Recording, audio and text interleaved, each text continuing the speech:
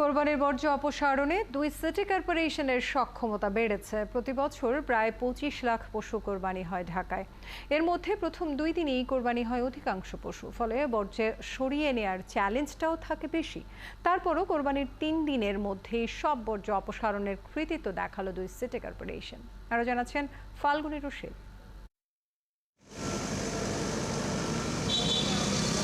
কোরবানির বর্জ্য পরিষ্কারের সময় বেঁধে দিয়ে মূল পরিবর্তনটা নিয়ে আসেন প্রয়াত মেয়র আনিসুল হক এবং সাবেক মেয়র সাইদ খোকন। 2015 সালে ঢাকা উত্তরে 48 ঘন্টা আর দক্ষিণে 72 ঘন্টার মধ্যে কোরবানির বর্জ্য পরিষ্কারের দাবি করা হয়। পরের বছর এই সময়সীমা আরও কমে আসে। একরকম প্রতিযোগিতার মধ্য দিয়েই পরিষ্কার করা হয় কোরবানির বর্জ্য। এই সময়টাতে সিটি কর্পোরেশনগুলোর সক্ষমতা বাড়াতেও কাজ করেন 2 মেয়র। 2016 সালে নতুন এলাকা যুক্ত হয় 2 সিটি কর্পোরেশনে, পাল্লা দিয়ে বাড়ে সক্ষমতাও। 2020 সাল থেকে 24 ঘন্টার মধ্যেই প্রথম দিনের কোরবানির বর্জ্য পরিষ্কারের ঘোষণা দেয় 2 সিটি কর্পোরেশন। এই সময়টাতে প্রায় 20,000 পরিচ্ছন্নতা কর্মী কাজ শুরু করে একযোগে। এরপর উত্তর সিটি কর্পোরেশনে এই সময়সীমা 12 ঘন্টা, পরের বছর 8 ঘন্টায় নামিয়ে আনা হয়।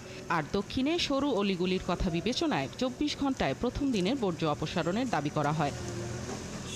চলতি বছরও ঢাকা উত্তরে 6 ঘন্টা আর দক্ষিণে 24 ঘন্টার মধ্যে অপসারণ করা হয় কোরবানির সব বর্জ্য। প্রত্যেকটি অঞ্চলকে বিভাগীয় প্রধান দ্বারা আমরা ভাগ করেছি। প্রত্যেকটি ওয়ার্ডে ওয়ার্ডে আমাদের সম্মানিত কাউন্সিলরবৃন্দ কাজ করছে। রাত্র 8টার ভিতরে সকল এলাকার অলিতে গলিতে সকল ধরনের বর্জ্য আমরা পরিষ্কার করে ফেলবো ইনশাআল্লাহ। এই কর্মসূচির মাধ্যমে ইনশাআল্লাহ আমরা ঢাকাবাসীকে 24 ঘন্টার মধ্যেই একটি পরিষ্কার পরিচ্ছন্ন নগর ইনশাআল্লাহ আমরা উপহার দিতে পারবো। সম্পূর্ণরূপে আমরা কোরবানির পশুর বর্জ্য আমরা অপসারণ করতে পারবো। কোরবানির প্রথম 3 দিনে 44,000 মেট্রিক টন বর্জ্য সরিয়ে নিতে সক্ষম হয় 2 সিটি কর্পোরেশন। এ সময় কাজ করেন 20,000-এরও বেশি পরিচ্ছন্নতা কর্মী আর প্রায় 1,000 যন্ত্র ও যান ব্যবহার করা হয় এই সময়টাতে।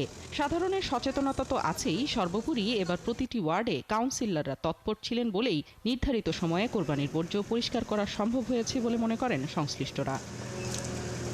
ফাল্গুনী রশিদ, 71, ঢাকা।